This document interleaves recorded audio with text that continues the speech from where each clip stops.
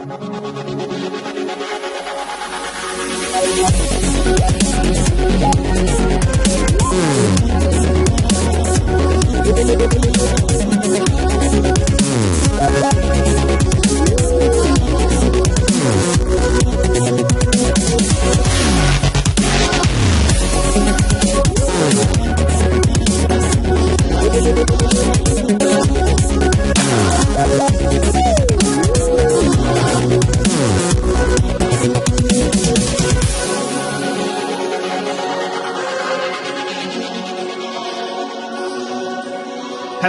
and welcome to Open Mind UFO Radio. I am your host, Alejandro Rojas, and I am here with Martin Funky Willis.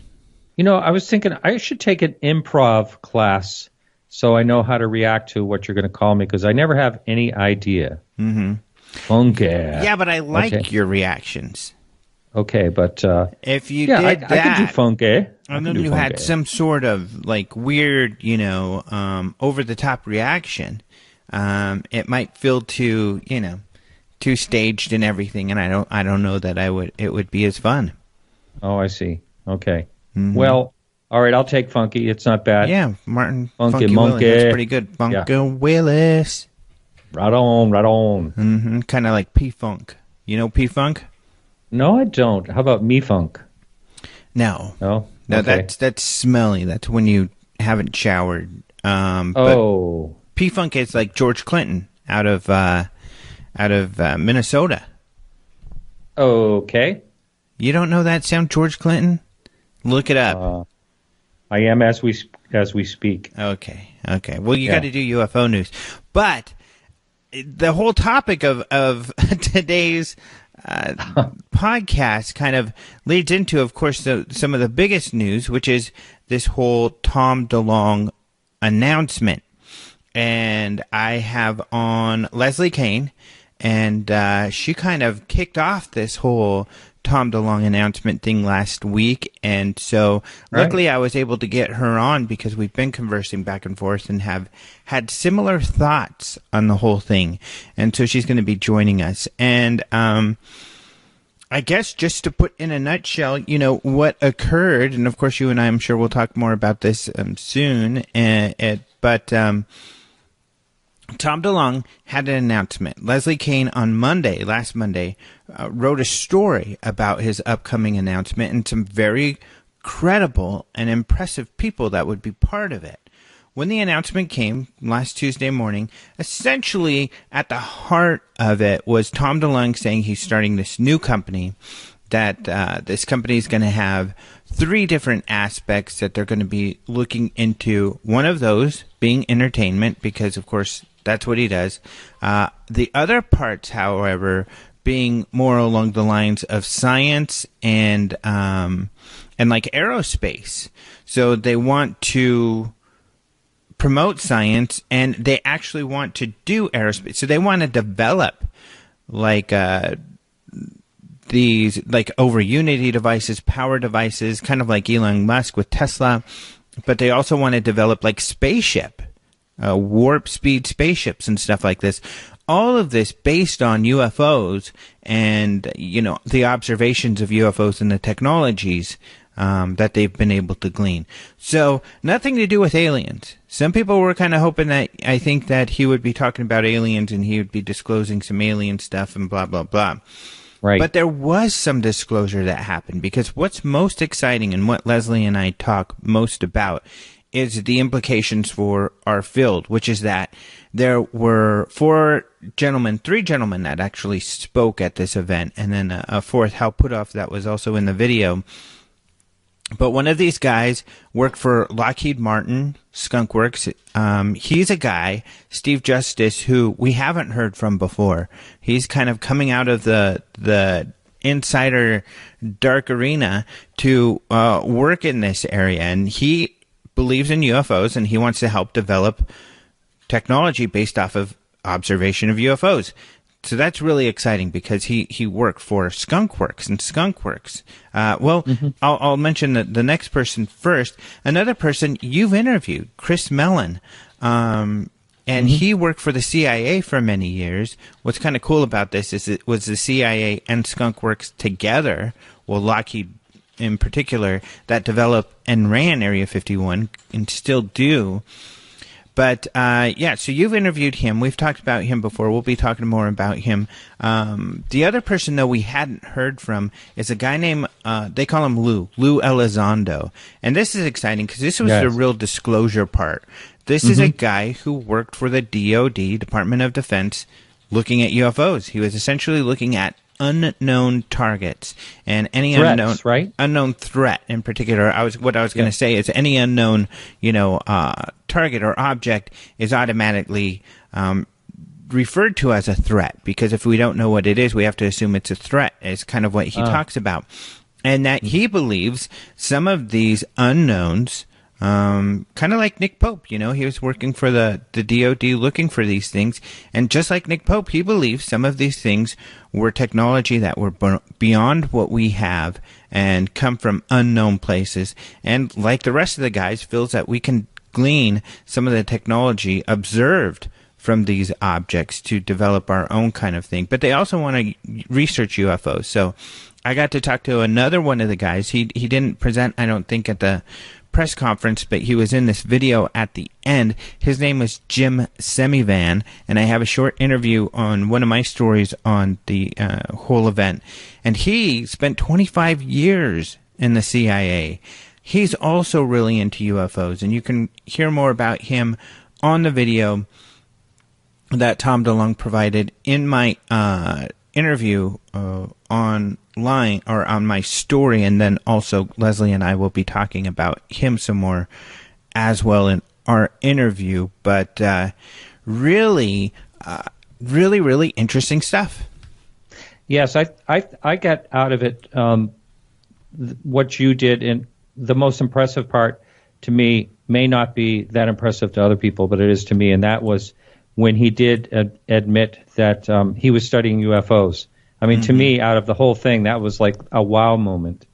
I agree with you. For years, the government's been saying that they don't look into UFOs anymore. And here's a guy who is doing it, coming out and admitting that that is not true. So that's very significant for the UFO field. I mean, I don't know how you get around that. Some people are trying to downplay the whole thing and say, oh, it's no big deal. But that's a big deal, and I don't know how people can feel otherwise. I can see, and you and I talked about this, how some people might be disappointed because Tom DeLonge obviously believes a lot more wild and kind of fringe ideas, and he says he believes this because of insiders.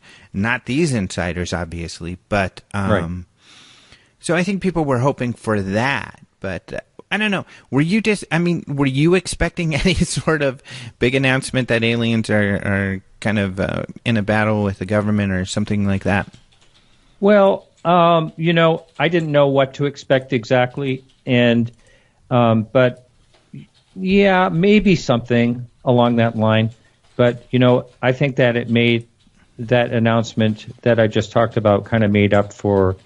I mean, that was really significant to me, and but to change the subject just a little bit, in particular, they hope to emulate some of this technology, and that is from observation, obviously. Right. Yeah. So I mean, it's kind of like whatever. I know Skunk Works is really forward thinking, but it's kind of like whatever you can imagine also would be like, what could you do with technology? But they're stating basically that if they've seen it, then it can be done, and we have to figure out how it can be done. Exactly. Exactly. And that's a good statement. And I think Leslie and I will talk more about that. But the Skunkworks guy is essentially saying that we've observed it, so we know it can be done. So wow, our aim is to go out there and do it. And that's amazing. It is. And in my story, I put a image that they had provided me. Tom had sent me for my story of a craft that looks really cool, that they really want to develop, that they believe somehow encompasses the technologies that they believe they can develop. Wow. Well, that's interesting. And I know Hal Puthoff has that forward beam technology he's been working on, which is really, I don't know if you've ever heard anything about that, but it kind of, the forward beam kind of clears the path, and also makes sense as far as there never being a sound boom, or just clearing, like, say, the airspace in front for an object to move really fast. Oh, I should say, and this is another part that people were kind of concerned with, is that in the gist of the announcement at the end is that they are starting up this corporation, To the Stars Academy, to do all of this. And that the entertainment branch, which will be the books and the movies and stuff like that, and some of which will be fiction, but based on reality, according to Tom, but some of it being nonfiction, well, at least alleged nonfiction. But that's going to help fund the whole thing, kind of, to keep it going, because, of course, you need money to do all of this. But they're also asking for people to give them money as well, but not essentially buy in. So you can buy shares of the company. And on my story, I have a link to the information about the company. But they're also asking people to buy shares for the company. And some people are like, oh, look, it's just a big money thing. But it's a public benefit company, which means they can't spend as much money on profits as most companies. They have to put more money into the goal. And I personally have talked to these guys, at least some of them, and I mean, this isn't about money for these guys. Unless they fooled me. But I don't know. You spoke with Chris Mellon. I mean, what are your impressions of him? He seemed really sincere, and that particular interview had lots and lots of downloads and a lot of comments. And you can also see it's up on YouTube. There's a lot of comments on there. And a lot of people were, of course, you know how it goes, were suggesting that he was a agent, disinformation agent, and, all the typical stuff. And then why didn't he do this and that? And then someone, Richard Thiem, when he was on my show, he said, why does Chris Mellon have a 12-year gap on his LinkedIn page where he has nothing there at all? And, my thoughts in answer to that, he is part of the Mellon family, the Mellon Bank. And they can basically do whatever they want. They don't have to be working necessarily. Yeah. So good but I point. think he's sincere. I think he's definitely sincere. Yeah. Well, let's move on. So Leslie and I will be talking more about that. But unless you have anything more to add, maybe we could talk about other. Just one more thing. When you were on my show the other day, we talked about, what are people complaining about? And someone that called me and started talking to me about the whole thing, what rubbed him the wrong way was that there was entertainment involved. And so I just wanted to hear what your thoughts were on that. Well, I mean, it's it's always difficult. We have to deal with the real world. I mean, people complain about open minds, and they've said in the past, why do we have to purchase this or purchase that? Well, most of what we provide you don't have to purchase, but we're in a unique position to be able to do that. Otherwise, as you know, it's very expensive to do all of this stuff. And so you have to provide money.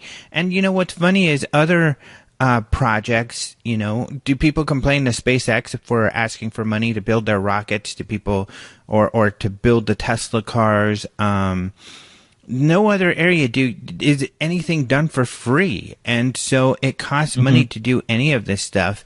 And so what's great about this is that they've got a structure. You've got someone here who's willing to funnel some of his profits, which he doesn't have to do, but funnel his profits from, these money-making initiatives into this research and this, like Elon Musk and others have done, Bezos and others.